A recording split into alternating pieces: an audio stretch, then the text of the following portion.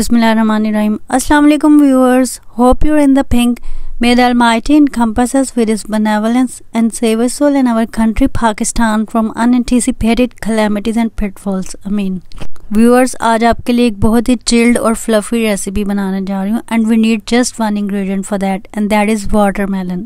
Watermelon यानी तरबूज के बारे में कुछ लोगों ने बहुत सी मिसअंडरस्टैंडिंग्स फैलाई हुई हैं कि इनमें इंजेक्शन लगता है जिसकी वजह से ये खाने से हैज़ा हो जाता है।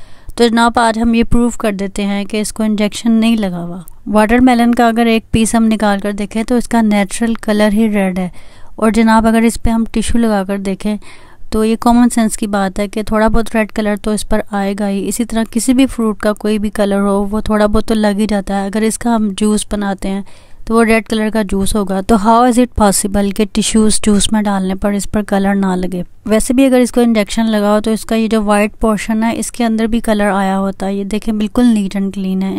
इसलिए आप इन बातों पर मत जाएं। इस मिसअंडरस्टैंडिंग की वजह से हमारे ये जो डेस्टिट्यूट्स हैं, हमारे बेचारे गरीब लोग जो इतनी मेहनत से रोज़ी कमाते हैं, उनका बहुत नुकसान हो रहा है।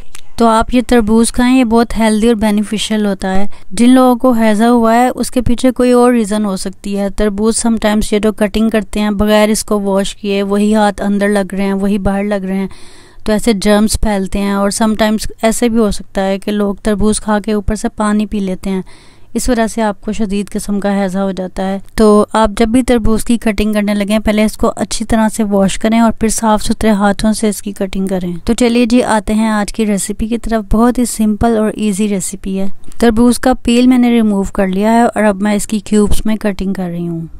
इसको हमने फ्रीज़ करना है। इस तरह से आप इसकी क्यूब्स में कटिंग करेंगे तो इसको फ्रीज़ करने में आसानी होगी।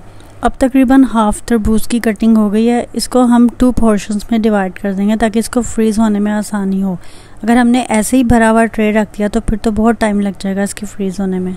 अब आपने इनको बहुत अच्छी तरह से फ्रीज़ करना है। अगर ये थोड़े से भी नरम हुए या पानी छोड़ते हुए तो आपकी रेसिपी ख़राब हो जाएगी।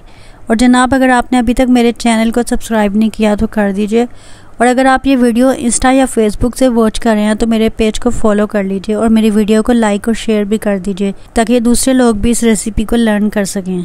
अब ये तरबूज हमारा अच्छी तरह से फ्रीज़ हो गया है। इसको फ्रीज़ करने में 3 से 3.5 घंटे लगे हैं। ये देखें ये एक दूसरे के साथ फिक्स हुए हुए हैं इसके पीसीस। बिल्कुल इसी तरह का आपका तरबूज होना चाहिए।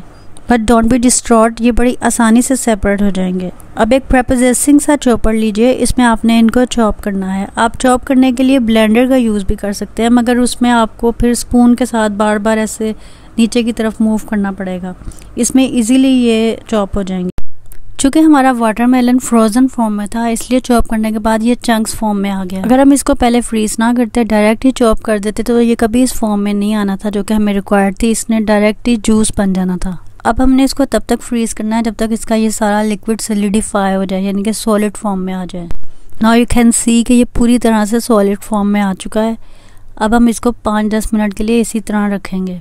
अब आप किसी आइसक्रीम स्कूपर से या स्पून की मदद से इसको स्क्रैप कीजिए।